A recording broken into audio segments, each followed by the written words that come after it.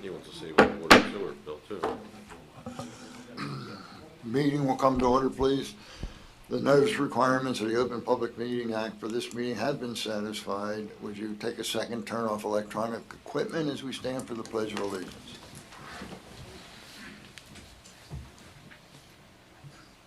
Attention, salute.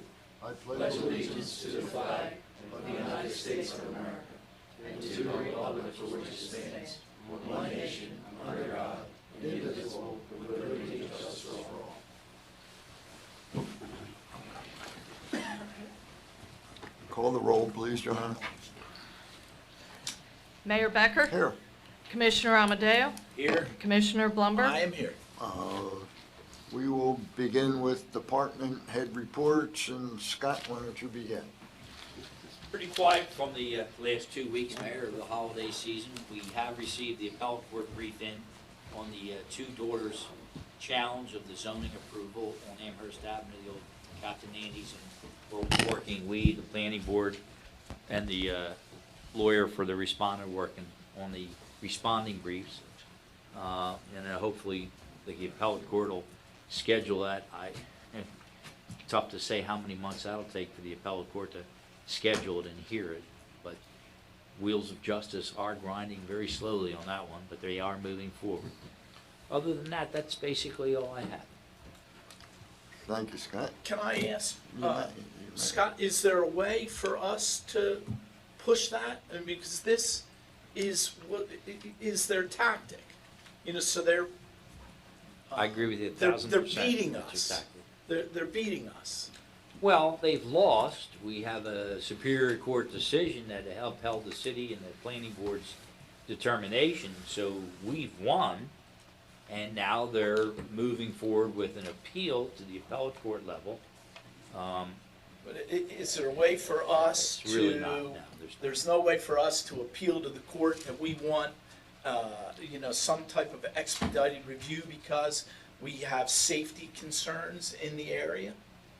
I mean, there are legitimate safety concerns in that area, and we need for somebody to make a decision here. Well, all I can tell you is that we finally got their briefs, and now we have till like the end of this January, this month, to get our response in, and then we can ask the court if they could expedite a scheduling of it. Perfect. I don't know that they will, but we can ask them. Again, if there's, I would think that since there is a legitimate public safety concern, that we should be able to get with the filing of that brief, a letter that says we need an expeditious review. Certainly can put that in there and request it. Okay, and why don't we do that? Good. Okay. Mayor, one question for Scott. Sure. In their brief, weren't there some issues that the court asked them to readdress? That was my understanding in a conversation I had with the solicitor at the planning board. To who readdress what? I'm not sure I got you. You mean Two about Sisters the, LLC's attorney submitted the briefs for the case, the appeal. Right. And it was my understanding there were some issues with it, and they had a 2-week period to respond to it. Oh, now I got you.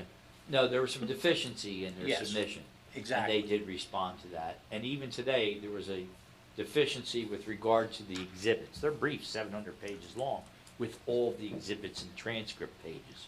There's a, I guess, an issue with how they're submitting the exhibits, but the appellate court has said back to them, no, you have to do it another way to get the documents to them. Okay. For the entire record, things that were presented to the planning board. That's all that was. That's not gonna knock them out or anything. Okay. They wanted it in a different format. Okay, Thank you. you're welcome. Okay, Pat, you're up. Mayor, over the last couple of weeks, we had 4 water breaks in the street, and we had to shut off about 8 houses over the holidays. Other than that, everything's good. Thank you, Pat. Merry Christmas to them, right? Jim? Good afternoon. We see scaffolding equipment on Mansfield Atlantic Avenue, which could be a good sign that they're going to finish the stucco work on that house for the last 7 years. You've really been laying on him, Jim. We had to send a bench warrant out for the poor woman. That's what we had. It came to the last court date.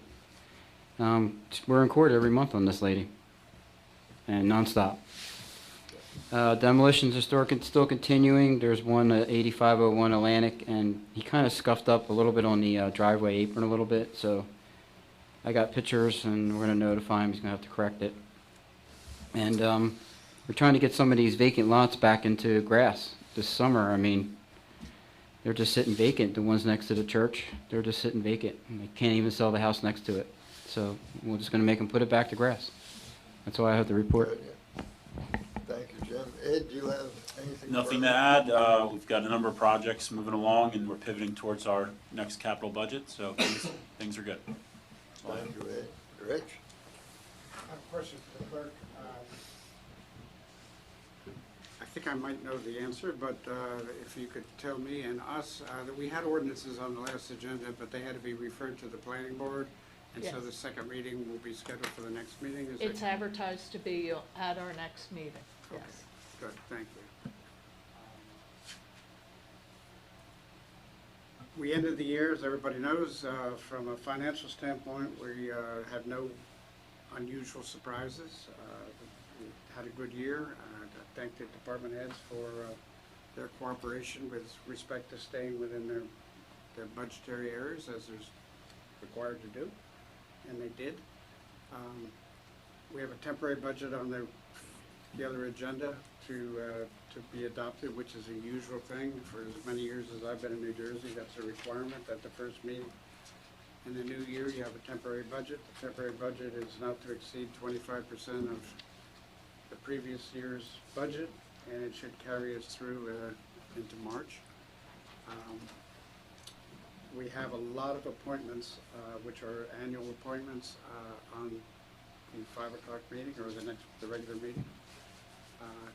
You've had the opportunity to look at those for the last week or so, and it's my understanding that they're all in order for all of those appointments. A number of them are professional appointments. And so if you have any questions, that's fine. I'm not going to go over them specifically because there's too many of them.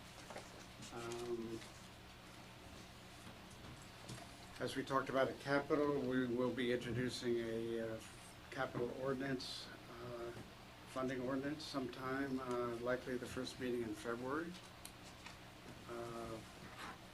The regular budget will be prepared and will be introduced also in February. All of our contracts are in order for our employment contracts. None of them were terminated as of December 31st, so they carry over into the following year. So I think everything's in order. Thank you, Rich. Chief? Mayor, actually, in the last 2 weeks, it's actually been pretty quiet. Like I said, we had minimal, we didn't really have any issues with the event yesterday, the yearly event with Robert's Place, so, you know, it's moving along until waiting for the summer, for busy season again. Chief? Thank you, Mayor. The city of Margate's been relatively quiet, but our mutual aid responses to surrounding communities has been up. We had 3 mutual aid responses in the past 2 weeks. You know, one to Egg Harbor Township, technically with Seaview Harbor, one to Ocean City, and one to the city of Ventnor. It's part of what we've always done. It's our mutual aid agreements, and we all seem to work well together and provide what's needed. We have coming up at the end of January, we'll be partaking in the Operation 6 Save a Life campaign once again and receiving free smoke detectors for the city of Margate through Operation 6, Channel 6 ABC out of Philadelphia, along with Nissan and Kitty, who is the distributor of the smoke detectors. So with that said, and Jim, you know, you'll echo this, the requirement now is to have the 10-year lithium smoke detectors in your homes. If there are residents that need smoke detectors, the fire department is ready and willing to provide them and install them for you. So we do this, and we have them available. I also want to thank Atlantic County through Atlantic Electric. Ken Moscow was able to get them a ton of smoke detectors as well. So when we run low, we lean on the county to offset us from what we don't have to. And thankfully for the last 2 years, normally we purchase about 100 smoke detectors out of our operating budget. For the past few years, we have not had to do that, and we were able to lean on Atlantic County and other resources to get them for us at no cost. So if anybody needs smoke detector, fire prevention materials, or a plan, call the fire department. We're ready and willing to help. Thank you. Thank you, Chief. John, do you have anything? Just a happy new year to everybody, and that's all I have, Mayor. Marty?